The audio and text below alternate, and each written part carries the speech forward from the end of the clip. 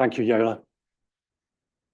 A number of guests duly introduced by fellows beg leave to attend your meeting. Is it your pleasure that I welcome them in your name? Thank you. Minutes. Ordinary meeting, Thursday, 13th of March, 2025, Burlington House and online. Professor Martin Millett, President in the chair. The minutes of the ordinary meeting of Thursday, the 6th of March, 2025 were read and signed. The Honorary Secretary read the names of the individuals with ballots for election on the 3rd of April. The Head of Development read the new admissions and the new fellows were admitted by the President. The following communication was then laid before the Society. Faith, Patriotism and Beauty, Henry Arundel's Transformation of Wardour Castle by Frederick Hervey Bathurst. Thanks were returned for this communication. The President announced that the next meeting would be on Thursday, the 20th of March, and then adjourned the meeting. A reception followed. Is it your pleasure that I sign these minutes as a true and complete record? Thank you.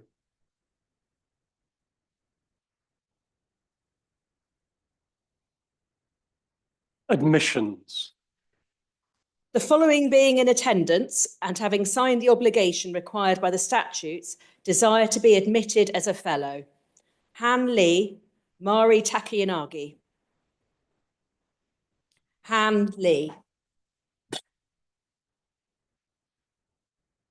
Han, by the authority and in the name of the Society of Antiquaries of London, I admit you a fellow thereof. Welcome and congratulations.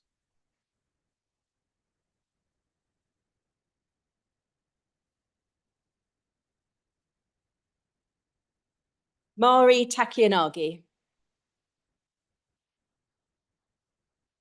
Mari, by the authority and in the name of the Society of Antiquaries of London, I admit you a fellow thereof. Welcome and congratulations.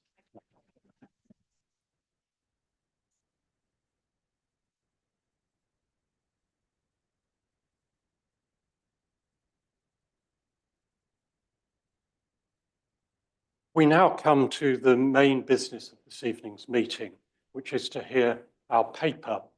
Our lecturer this evening is Dr. Elizabeth Hallam Smith, Vice President of the Society. Liz is an historical research consultant in architecture and heritage at the House of Commons, specialising in the history of the Palace of Westminster. She's formerly Director of Information Services and Librarian at the House of Lords, and has recently been an editor and contributor to the major study on St Stephen's Chapel, the Palace of Westminster, published by Boydell last year. A very warm welcome to Liz, whose paper this evening is St Mary Undercroft, Palace of Westminster, 1790 to 1870, misused, rescued, bedizened in gold. Welcome, Liz.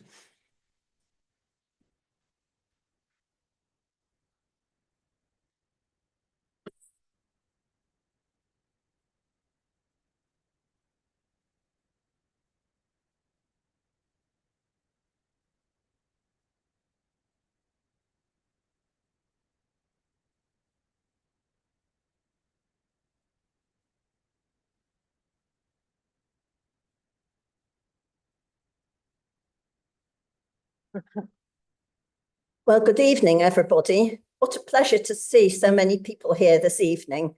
Now, can I check that you can all hear me? Yes? Can the people online hear me? Right, thank you very much. So, President, fellows and honoured guests, you may perhaps be wondering about the word bedizened. Well, it means to smother in tawdry finery. And it crops up in no less a source than House of Commons Hansard. On the 27th of June, 1871, First Commissioner of Works, Acton Ayrton MP, raged in the Commons chamber that £30,000 had been spent in bedizening with gold this part of the building.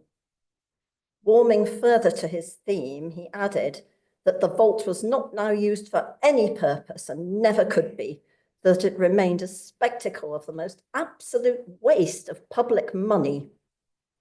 That's about £20 million in today's prices.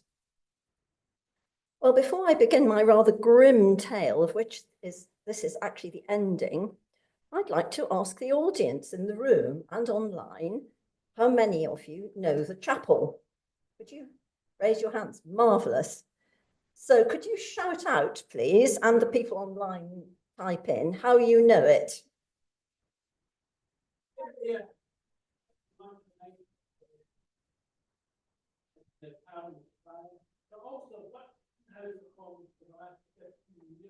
Thank you. Well, thank you. So we've got a Parliament choir and we've got a number of Parliament choir people, someone who works in the Commons. Anyone else?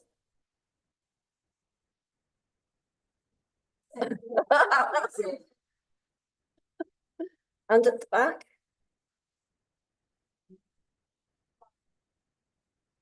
Marvellous. Well, how many people don't really know it? Yes, well, those of you who don't yet know it might like to hear that it's located near Westminster Hall and it's directly below St Stephen's Hall. Now, to be honest, it isn't all that easy to visit. We can sometimes get a few people in there, and we do see MPs also taking their constituents down there, so it may be worth a try. So St Mary Undercroft was originally the lower story of the magnificent double-height chapel of St Stephen in the medieval Palace of Westminster. It was inspired by the Sainte-Chapelle in Paris and built in stages between 1292 and the 1360s. From 1348 until the Reformation, it housed a royal college of canons interceding for crown and kingdom. The upper chapel survived until 1837. Antiquaries and scholars have been fascinated by its fabric and history for at least 250 years and have been zealous in recording and studying it. Their work continues, as for example, the recent St Stephen's Chapel research project hosted by the University of York. This book, published by Boydell last year, showcases many of the findings. This is the copy from the Antiquaries library. Important work has also recently been done on the chapel by other leading scholars, some of whom are here tonight, collectively allowing us new and deeper insights into this elusive lost building. Well, shown on this slide are two valuable reconstructions of St Stephen's Chapel. One is a cutaway by Stephen Conlin, based on research by John Goodall, and the other is a reconstruction of the south wall by Anthony Massington, courtesy of Tim Ayres. And for more like that, do take a look at this virtual St Stephen's website. So the lower chapel, dedicated to St Mary, has commanded much less attention despite its survival. Now, it was built at what was then ground level, and it formed the undercroft of the main chapel. It had 5 bays, 3 for the nave and 2 for the chancel. These were separated by a stone screen or pulpitum, the nave being at a lower level than the chancel. Until the college was dissolved in 1548, it was a place of worship for the palace community, where daily masses were also said for the royal family. Now, over the centuries, the ground level rose around it. And after 1837, when the upper chapel was demolished, it became known as St Stephen's Crypt. Although formally renamed as St Mary Undercroft in 1972, it is still often known as the Crypt Chapel. On the left of this celebrated 1647 engraving by Wenceslas Holler is St Stephen's Chapel, now serving as the House of Commons, labelled here as the Parliament House. For, after St Stephen's College was dissolved in 1548, St Stephen's Chapel was allocated to the Commons as their permanent sitting place. At first, the undercroft below it was used as a storage cellar, attached to the grand house of the auditor of the receipt of the Exchequer. This residence incorporated St Stephen's Cloister next to the Undercroft, and you can see it on this engraving next to Westminster Hall. It's there. There's its bell tower. And there's the cloister, and the Undercroft is down there.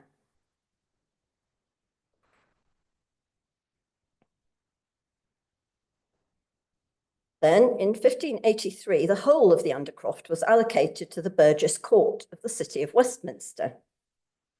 Over the next 2 centuries, this became an increasingly challenging meeting place for these city dignitaries, as the Undercroft was often flooded by effluent from the noxious and ill-maintained Commons lavatory tower next door, known as the Bog House.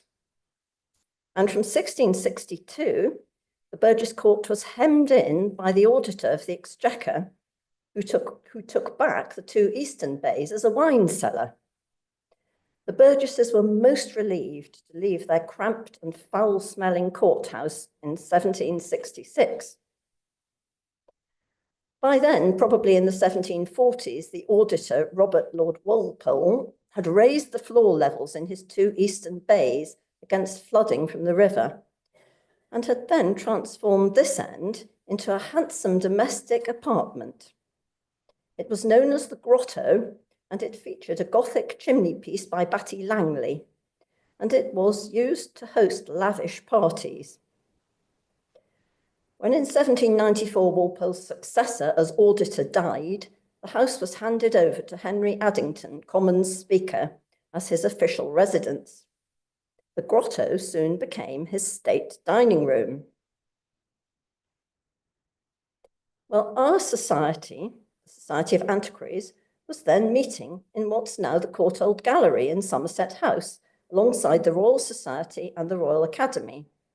Here's our emblem immortalised in plasterwork, which may still be seen in our former rooms. From the 1780s, a number of our fellows were much exercised by the plight of St Stephen's Chapel and Cloister, even though the case for preserving medieval Gothic buildings was at this time unfashionable. John Carter, an early and prolific champion, made numerous drawings and measurements of the chapel, published by this society in 1795, with plates engraved from his drawings. This slide shows Carter's original manuscript plan of the Undercroft, still in the society's possession. I think this is an absolute masterpiece, this plan. The plan provides extremely important evidence of the original layout of the Undercroft. Note the stone screen here, and in particular, just here, the vaulting pattern in the 2 eastern bays. In 1661-2, a partition wall had been built across the screen to create what became the grotto. The ever-active John Carter also recorded the great bosses in the Undercroft, of which more later. And in 1791, Carter published engravings of them in specimens of the ancient sculpture and painting. In an excellent and perceptive introductory text, his friend, the noted antiquary Francis Douce, pleaded, "Whenever national conveniency shall require the re-edification of buildings in a serious state of decay, it is to be hoped that there will not be found wanting also a portion of national taste to rescue from destruction the most beautiful specimen of Gothic architecture which this country has to boast of." Shortly before this, a committee of eminent architects had officially condemned the buildings adjoining Westminster Hall as an extreme fire hazard. So Carter and Douce greatly feared that as a result, the exquisite remains of ancient skill in St Stephen's Chapel, Undercroft and Cloister would all soon be swept away. Their concerns for the Undercroft were supported by their ally, popular and influential travel writer Thomas Pennant. He too decried the Undercroft's fate. It was, he said, once a most beautiful building, The far greater part is preserved, but is frittered into various divisions.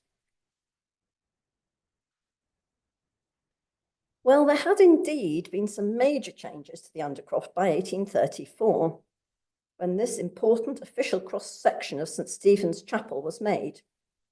Although these changes did not make these buildings any more fireproof than before. You can see the House of Commons and its lobby nested within the shell of the upper chapel.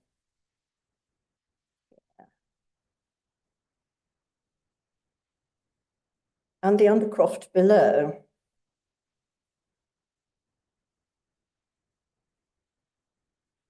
The famous ventilator is in the roof above.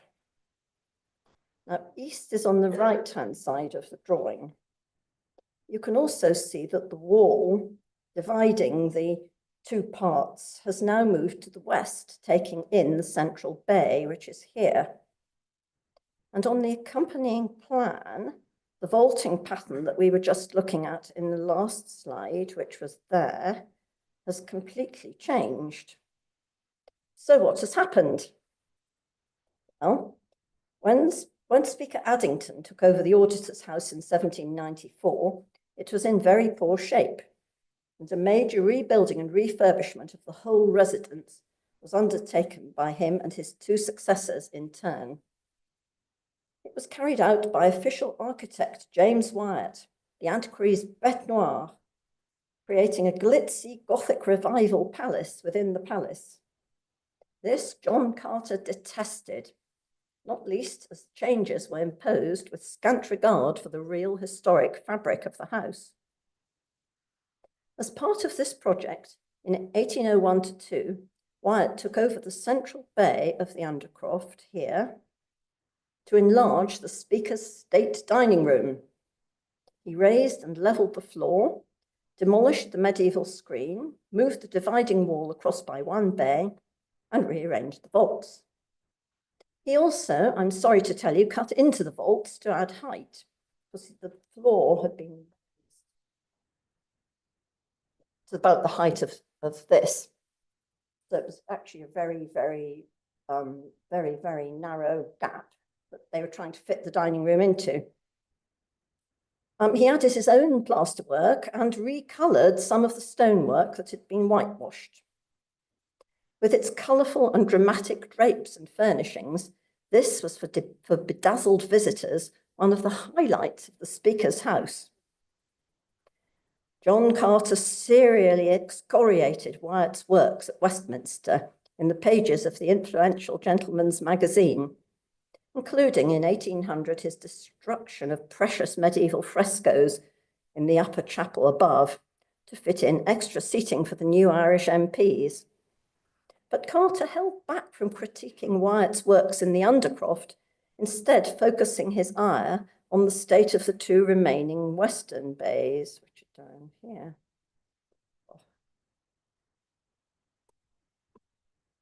Which are here. From 1791 to the mid-1820s, these two bays were an engine room, housing massive boilers, puffing hot air through vents into the House of Commons above. As Carter contemptuously put it, all the rubbish of a low mechanic and his necessary receptacles.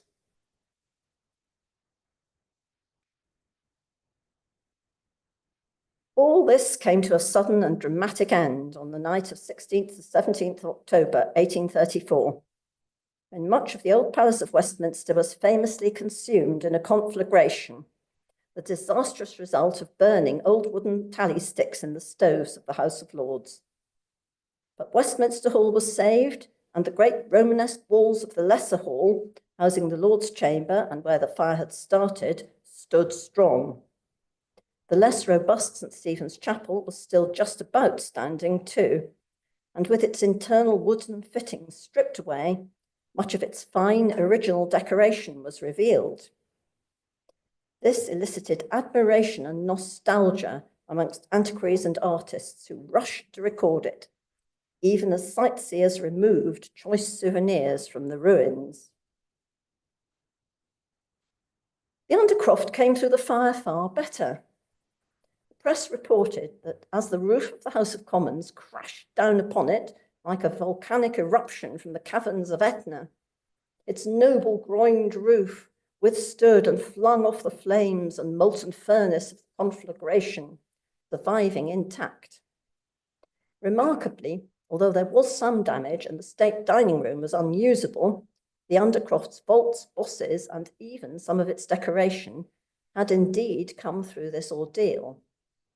So, when almost 3 decades later its restorer, Edward Barry, blamed the fire for its by then very degraded state, he was mistaken. Next, the Undercroft served as a useful store for stone, while all around it very major repairs were made in haste by Sir Robert Smirke. These enabled the 2 houses to sit on site again in temporary chambers within 4 months. Here they would stay for almost 2 decades while the new palace was built around them. All of that would in turn bring Charles Barry onto the scene in 1835 as the architect of the new palace. Now here is one of an invaluable series of pocket plans in the Parliamentary Archives, which were created to guide MPs around the ever-changing maze of temporary and permanent parliamentary buildings at Westminster. What you can't see from this is that up here, a lot of building work is going on because Barry had created an enormous concrete raft out into the river and was building the whole of the riverfront.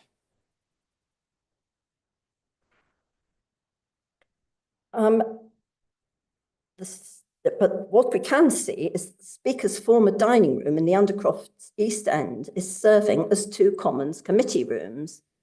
That's here. Nearby is the temporary House of Commons in the Lesser Hall, which is here. With the infamous lavatory tower, the bog house, still there and still in use. That one survived the fire. And the Lords are sitting in the painted chamber. Not shown here is a huge stove and chimney, same height as Westminster Hall, which were driving the heating and ventilation system for these temporary chambers, which was located right next to the lavatory tower. There's the lavatory tower, and this enormous chimney, which we'll see in a minute, was there. And in the place of the ruins of St Stephen's Chapel, now perched on top of the Undercroft, are temporary sheds created to house a critical service, Bellamy's kitchen and dining room for MPs. Here, the insubordinate and beleaguered staff were cooking chops for hungry members on the very spot where once the Speaker's chair had stood, and before that, the chapel's high altar. If you would like to know about catering for the members, this book, Necessary Women, by myself and Mary Takianagi, has recently appeared in paperback, and there's also a copy in the library. So, where had the upper chapel of St Stephen gone? Well, as already noted, and famously, in 1837, Charles Barry had consulted a panel of eminent architects and had decided on balance to demolish it on safety grounds rather than to preserve it, a choice widely deplored and which he came later greatly to regret. Henceforth, its lost splendours could be appreciated only through a multitude of antiquarian publications, plans, paintings and drawings, which have, of course, allowed those fine modern reconstructions to take place. Soon after the date of this plan, in 1844, Bellamy's kitchen was once again relocated to allow the Undercroft to be cleared out and its outer walls, buttresses and foundations to be much strengthened. This was to support St Stephen's Hall, which was to be constructed above it in the place of the upper chapel. In the course of this work, undertaken by Thomas Grizel, Barry's lead building contractor, the built-up floors and Wyatt's dividing wall came out. Grizel also removed Wyatt's old plaster casings, which had so much disfigured this exquisite piece of architecture. The building is now, continues this press report, almost restored to its pristine beauty. This high level of care was undoubtedly on Barry's instructions, since, as one of his subordinates told an inquiry in 1845, Mr. Barry always rigidly refused to allow the crypt to be touched. But this proved a false dawn for the Undercroft. It was soon caught up in a titanic struggle for control between the architect of the new palace, Charles Barry, and its ventilator-in-chief, David Boswell Reed, which would result in two rival heating and ventilation systems being constructed in the new palace. Their relationship was so acrimonious and their reporting lines so complex and ill-defined that in 1846, the two men reached a complete stalemate, and Barry reluctantly stopped work on St Stephen's Hall and porch. This very important drawing by Boswell Reed was made at this moment to illustrate his many grievances against Barry, who was, he declared to the supervising office of Woods, hindering him from running his ventilation system for the temporary chambers and from installing his new system. So, what does it tell us? Well, it was made on the spot, which is today at the top of the ramp leading down the Cromwell Green visitors entrance, facing St Stephen's porch. So next time any of you go that way, just look at St Stephen's porch and remember this. At the front are the foundations of this porch, flooded with, Reed tells us, most offensive emanations from drains, cesspools, and grounds saturated with noxious products. These were unsurprisingly causing poor air quality in the temporary chambers. Right at the epicenter is the poor Undercroft, unprotected, with the new riverfront buildings behind it, the beginnings of St Stephen's Hall going up around it.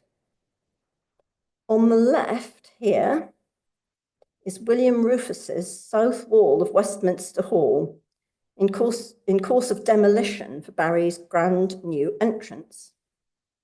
And on the right are, inevitably, the ever-active Commons Lavatory Tower, plus Reed's huge industrial chimney, there it is. And finally, this is the great Romanesque Lesser Hall, which is housing the temporary Commons chamber. The end of it was actually secured only with oilcloth. It really was, it must have been the most unpleasant place for the Commons to be sitting.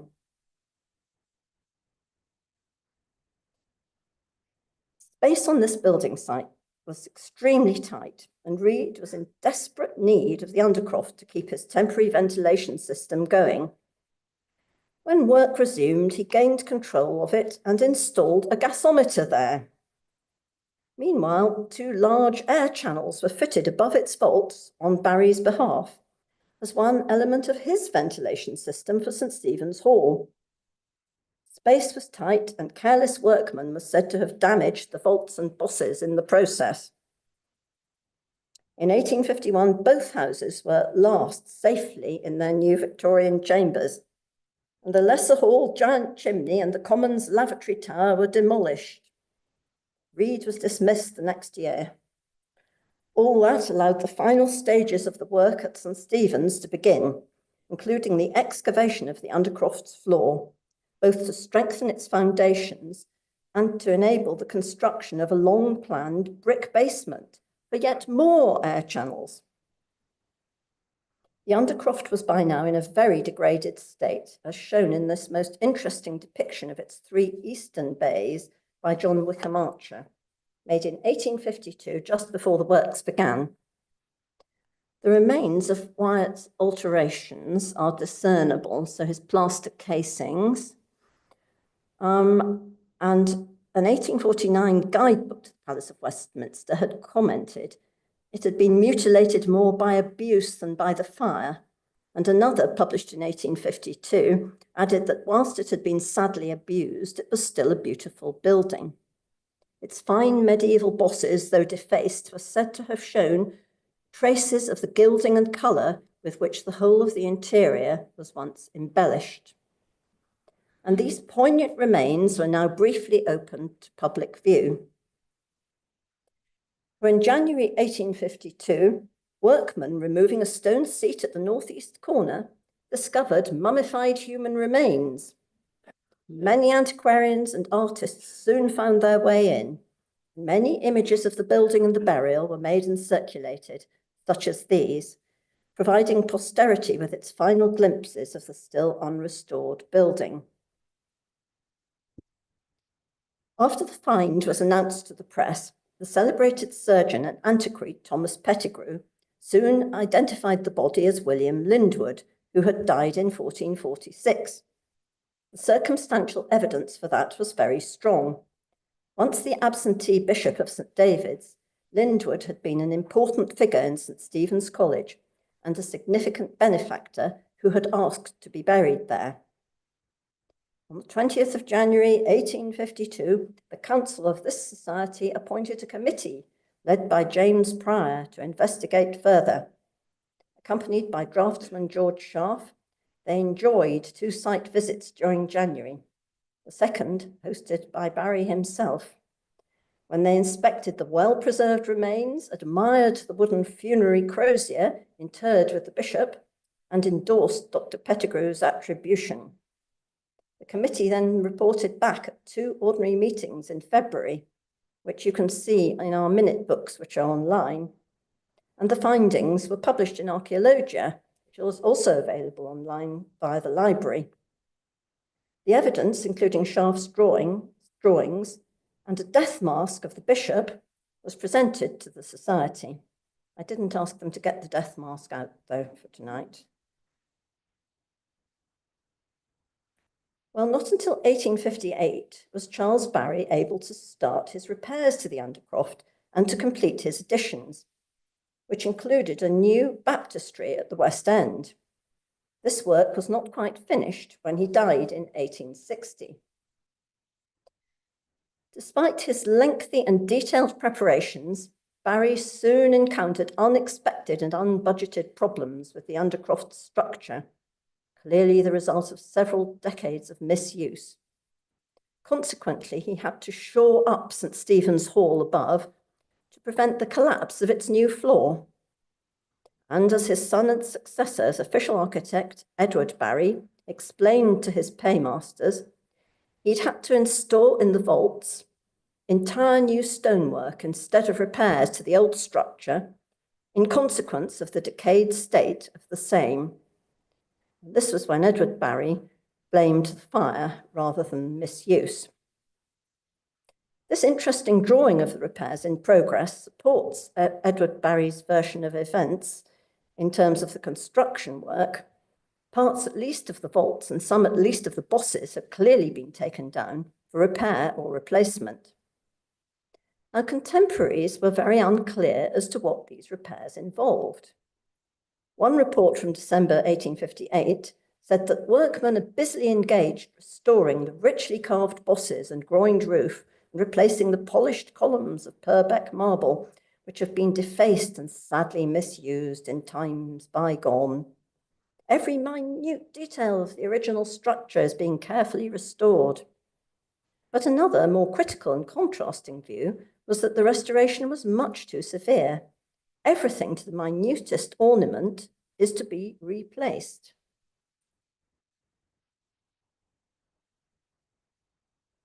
Working with his trusted and long-term suppliers of the decorative arts, Charles Barry also began to plan and implement a decorative scheme for the Undercroft to fit its intended purpose as the place of worship for the new Palace of Westminster.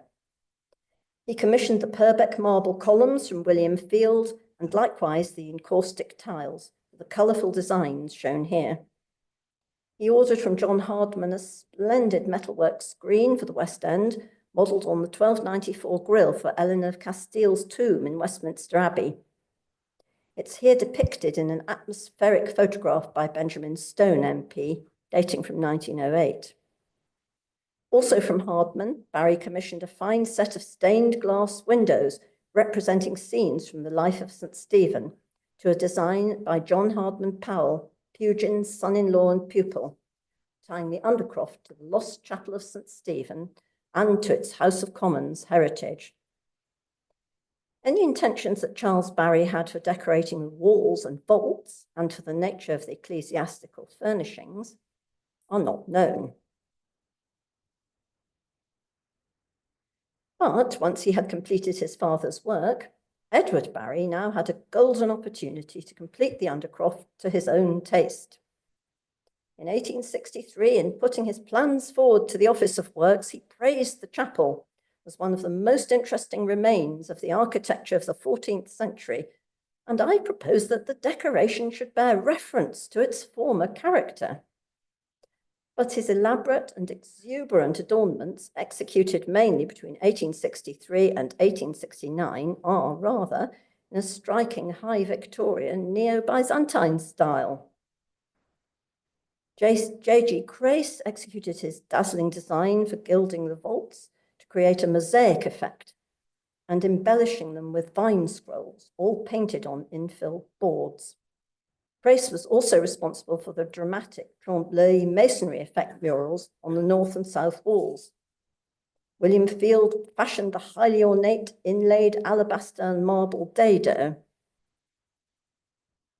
which runs all the way round, plus the altar rails, pulpit, font in the baptistry and communion table. The elaborate reredos was created by Clayton and Bell, who also adorned the east wall with panel paintings of 8 royal saints and a cross at the centre, and decorated the baptistry to match the rest of the chapel. The interior was lit by candlelight, with gas lamps shining inwards from the exterior through the stained glass windows to enhance the effect. Edward Barry's decorative scheme has divided opinion ever since. He regarded the Undercroft's embellishment as his finest achievement at Westminster, and some contemporaries agreed. The Morning Post declared it to be England's Sainte-Chapelle, and in the House of Lords, a bishop extolled the way in which the chapel has been beautifully restored. This watercolour, Edward Barry's own vision for the restoration, won plaudits at the Royal Academy in 1863, and when exhibited the Paris Universal Exhibition in 1867, it received the outspoken commendation of the leading architect of the French Gothic revival, Viollet-le-Duc, who had played his own part in restoring the Sainte-Chapelle. But the reimagined Undercroft also received some criticism in the press. Much of it balanced admiration for the effects of the decorative scheme with regrets for the way in which the Undercroft's medieval identity had been submerged by stylistic excesses. This view was later echoed by William Letherby, who, writing in 1906, described the chapel as terribly scraped and garnished. And many MPs objected to the strong impression created of high church or even a Roman Catholic place of worship. But by the time that the work was finished, the appearance of the chapel was very much at variance with the prevailing low church sentiments in the House of Commons. As we've already heard in the chamber, First Commissioner Acton Ayrton MP, who'd already dismissed Barry from his post, fulminated that £30,000 had been spent in bedizening with gold a part of the building and was the most absolute waste of public money. So here on the slide is all of his quote again. Now, Ayrton was intent on traducing Barry's reputation. Nevertheless, his total may have been about right. Barry's costs as signed off by the Office of Works in 1869 were a relatively modest £6,568, including a mere £837 for the decoration. But these cover only the last decade of our story. They do not include his father's earlier payments to his suppliers or the very substantial structural and other costs incurred over 3 decades. How much of the fabric of the chapel of St Mary in the vaults, as completed in the 1360s, has survived? Contemporaries were divided on this issue. some declaring the restored stonework to be a lifeless modern pastiche, others praising the way in which the original vaults, ribs, and bosses had been carefully kept. And subsequent opinion has been equally divided. What evidence do we have on all this? It is worth noting that when restoring St Stephen's Cloister nearby in 1851, Charles Barry had produced colour-coded drawings marking out the original fabric to be kept, as well as explicit instructions to preserve as much of it as possible. This is an example from the lower oratory. A trial restoration of one bay of the cloister, undertaken in 2019, revealed that Barry's instructions were obeyed there to the letter, as the fabric is a careful and intricate patchwork of old and new, including some material from Wyatt's era. No similar evidence for the Undercroft has yet come to light, but did Charles Barry take the same approach here? Despite all of Edward Barry's encasing glitz, a couple of elements do stand out as obviously original, one being the inner arch of the doorway, which now leads into the baptistry, and is seen here in both 1834 and today. Another is the medieval foundations, robustly constructed in Kentish ragstone. Not on public view, they are visible in Charles Barry's lowest service passage. Here is a rather bad picture of their recent state, taken when Mark Collins and I were crawling around down there in boiler suits and feeling like the antiquaries of old.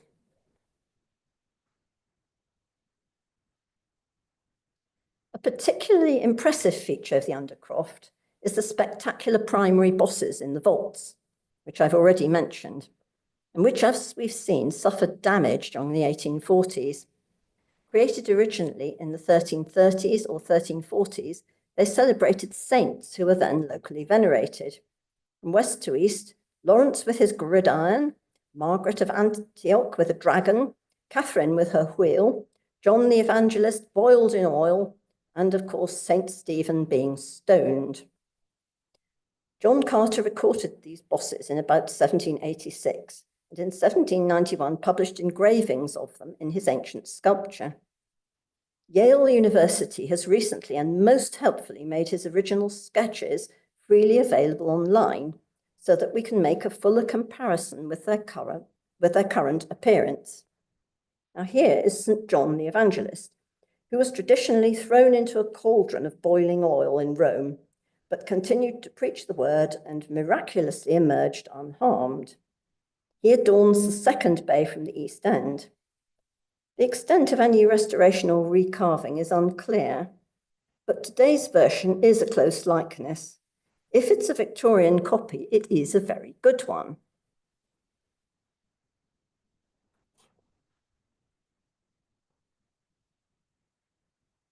And here, from the westernmost bay, is St. Lawrence, Archdeacon of Rome, reputedly martyred in 258 on a gridiron, as he would not hand over his treasure and records. Hence, he is the patron saint of archivists, by the way. Now, although, like all the great bosses, it has clearly been painted to fit Edward Barry's colour scheme, and the lower part is not there, again, it is good likeness of the Carter drawings. Please ignore the bit at the top. It's a gold pinnacle from the organ case. So that's not part of that. When they were restoring or replacing the bosses, did the Victorian masons use Carter's engravings as well as following the originals? We don't know. But in this case, if they were carefully copying from Carter, then why didn't they copy that lower part of the boss? And then what of the numerous subordinate bosses linking the elegant Leon vaults and carrying a profusion of musical angels, foliage, dragons, and the grotesque heads of men and beasts? This slide shows photos of a few examples. Almost all of the originals were never recorded, and most of the ones there do appear very Victorian. But might any medieval bosses still survive amongst them, hiding in plain sight? Carter recorded just one of the musical angels, as shown here. Again, note some similarities with today's version. So to sum up, the Undercroft is so encased in marble and gold paint that most surviving pre-Victorian features would be very hard to discern with the naked eye. My own conclusion is that we won't know for sure until we have a thorough investigation and conservation assessment and a stone-by-stone survey of the kind that was carried out in part of the cloister. And perhaps more documentary evidence will come to light.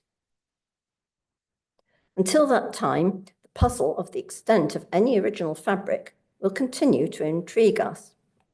I am, though, very confident that opinions on the merits or otherwise of the Undercroft's decor will continue to divide opinion into the indefinite future. Thank you. So your thoughts, opinions, and questions would be most welcome.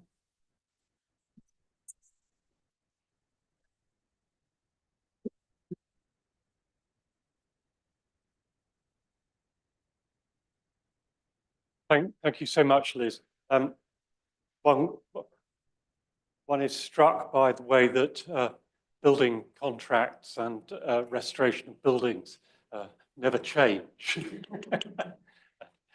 We hope that those who are working on the future of Westminster Palace learn from your research here. I open the floor for comments and questions, please. If you could wait for the mic to come, because the people online won't be able to hear. Yep. Right. How many dead bodies were found mummified in St Mary Undercroft, and how could they accurately identify who these people were? Because there was no DNA then. And where are these dead bodies now? Where were they buried? What happened to them? Yeah, thank you. That's a very good and interesting question. There are two phases when bodies were found. One was in 1844 when some bones were found at the southeast corner. So that's before the one I was talking about. So some fragments of bone were found down there. They haven't been studied in any great depth as yet, but I think they would be it would be very interesting to look at those. Then we were talking about the Bishop of St David's. The attribution to him was based on documentary evidence because he was a great patron of St Stephen's Chapel. He was actually dedicated in the chapel above, and in his will, he said he wished to be buried in St Stephen's Chapel or in the Undercroft, and he did donate a very large sum of money. But interestingly enough, a number of bones were also found in St Stephen's Cloister, medieval bones of varying ages, some of which may have been from the community of canons, and some of those have been dated to the later Middle Ages. So this work is very much continuing. But I think, underlying your question is a very important point, because it shows how significant these chapels were as places to memorialize individuals, as well as the crown and kingdom.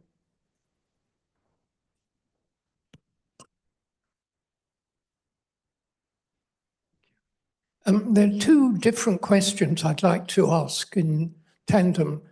One, was Pugin involved in Charles Barry's decorative scheme that you showed before the later ones of Edward Barry's time? And the second is, how much of the boss and other, but primarily the boss sculpture is repaired as your earlier illustration showed, which was a drawing of the workman, and how much was that totally removed and replaced by copies that are, in a sense, perfect rather than repaired and now painted decoratively? Thank you. Very, very, very good question. Pugin had died back in 1851, So he didn't have any direct influence, but the decorative arts people with whom he had worked continued to work with Charles Barry. What they were doing really was to modify Pugin's style. They still drew like the tiles that I showed. They drew very much on Pugin's inspiration, but they very much moved on with prevailing tastes and also pressure on costs. So it's sort of really a stage on from Pugin himself, and yet there is some continuity. Well, what you've asked is actually the question that I'm I'm most puzzled about, because if you look at the comparisons here, I mean, I think that's actually the best. I mean, what do other members of the audience think? It's very, very hard to guess. And Tim Ayres, I know, has studied this. Are you there, Tim? Would you like to comment on how, with the microphone, as to how, whether you think these are Victorian copies or originals? Hi, Liz. Thanks so much for a wonderful paper. Like you, I don't know. In short, I think I'd like to think about what the stages of change to the vault would have required structurally in terms of maintaining the survival of the bosses, because you've shown that Wyatt intervened in quite a dramatic way that I wasn't really known about until you showed this to be the case. What would have happened to the structure of the medieval vault by moving that wall one further bay to the west? That's the kind of question, I suppose, that's in my mind at the moment about what you were saying.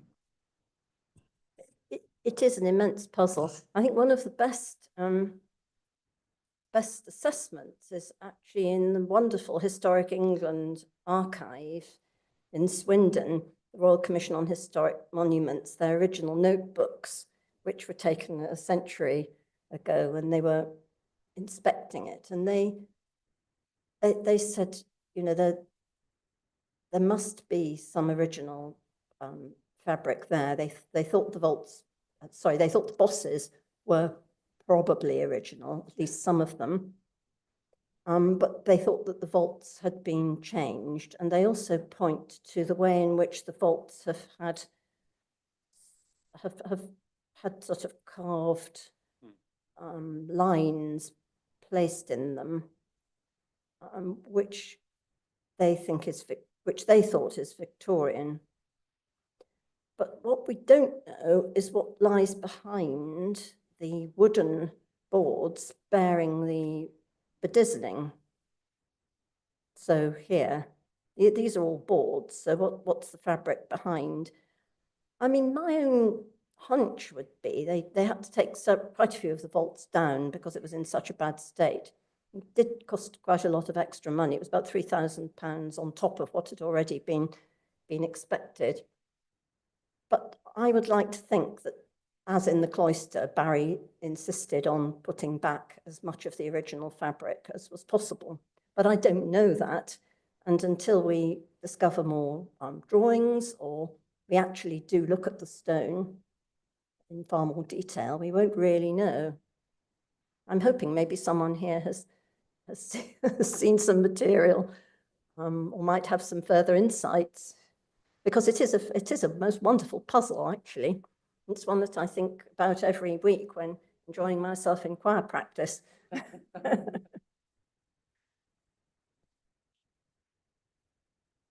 Liz, thank you for that wonderful talk. Thank you.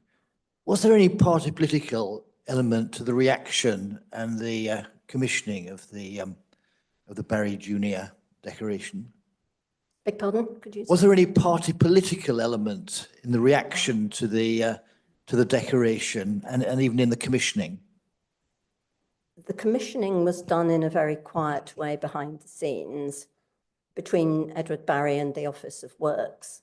I suspect there probably was quite a lot of party political machinations going on with Acton Ayrton MP, who was the Commissioner of Works. But I think that it's very hard to trace that through because it came more at the end.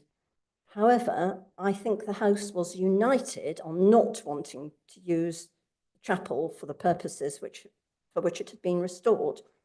So Prime Minister William Gladstone said that no services were to be held. This was in 1870, until the House agreed that this should happen. So it looks as though the whole House had a unanimous view that this was a step too far in ecclesiastical terms. And in fact, it wasn't used very much for services. It was used for christenings from 1864 onwards, but very, very, very few services until the 20th century. So it really was a slumbering gem. In 1911, the same year that Emily Wilding Davison hid in the cupboard for her census protest, they found mushrooms growing on the floor of the Undercroft because it was so deserted. They only took occasional members' tours in, which is how she got in. So it does very much, it does go through a very sad and unused time. Right through the 20th century and up to our own time, it's been a commonplace to note in the press that some MP has got himself or his offspring married in what is usually being called the crypt or the crypt chapel of the House of Commons. Is this same chamber, or is that a separate chapel? However that may be about getting MPs married, enormous expenditure. There must have been a stated important purpose for this chapel. And apart from marrying MPs and possibly peers, what has that ever been? Well, I can talk you through the chronology of the use. And yes, it's not just MPs. It's possible that some people here have either been married in the chapel or have had their children christened in the chapel. Are there people here who have? Yes. So it is a chapel for the parliamentary community, and it has been used for a number of weddings. One that springs to mind was the wedding of Speaker Gully's daughter in the chapel, and these are quite sort of quite prominent events. But the first communion service wasn't held there till 1911, and it was always a Church of England services, and then it wasn't open for interdenominational services until 1927, after there was a major challenge by Ian Macpherson MP, a Scottish nonconformist MP who wished to have his child christened there. And so this went to the law officers, and then that went ahead. And after that, it was opened for other faiths and other Christian denominations. And of course, in the 20th century, it started to be used for some lying in state commemorations. So in 2013, Margaret Thatcher, her coffin was there. 2014, Tony Benn. In 2017, PC Keith Palmer, his coffin lay in state there. So it is, it's a good question. It is used a fair amount, but very much for the parliamentary community. It is a royal peculiar. So it comes directly under the crown and is controlled by Black Rod on behalf of the Speaker of the Commons and the Lord Great Chamberlain. Are there any other questions or comments? Liz, it was just back to the medieval decorated bosses again. And I was just kind of thinking of another way of coming at them. And in a sense, if they are reproductions, Victorian work, are there any records with Grace and Grace or Clayton and Bell or with the other sort of stone workshops that were involved at the time? Has there been a look at them? That's the sort of, I certainly don't know of any, but that's exactly the sort of material that might come to light with further research. So if anyone is visiting those archives, it would be excellent to have a look. I have, done a bit of digging and certainly haven't come across anything as yet. But never say never. It's extraordinary what does actually turn up. Yeah. I mean, I never expected to find so much as I have, so much new material. And I'm sure there's a lot more out there. Thank you. Are there any online, Annabelle?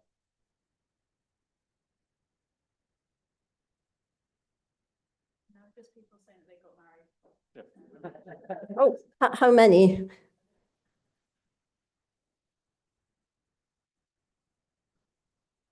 How many? Just Oh, Tim. brilliant.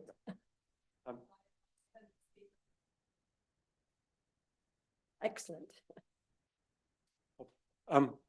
Liz, thank you for a splendid lecture, and one which clearly is not only the summation of some very interesting work, but also foundation of further research that we will follow with interest. So can we express our thanks to Liz again?